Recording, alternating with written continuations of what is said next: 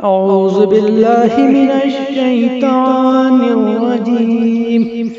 बिस्मिल्लाहिर रहमानिर रहीम।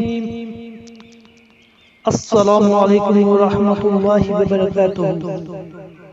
क्या आप जानते हैं हाथों के नाखून तराशने का तरीका?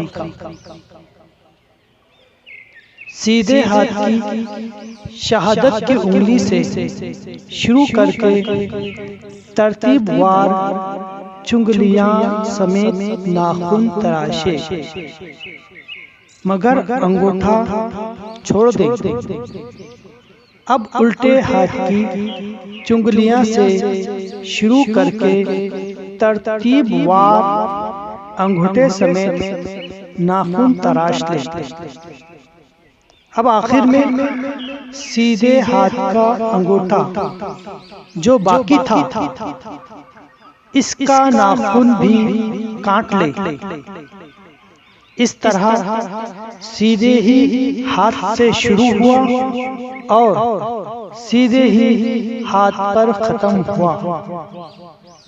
अगर आपने अभी तक हमारा चैनल सब्सक्राइब नहीं किया तो अभी सब्सक्राइब करें और बेल आइकॉन को क्लिक करके हमारी लेटेस्ट वीडियोस के बारे में अपडेट जानें।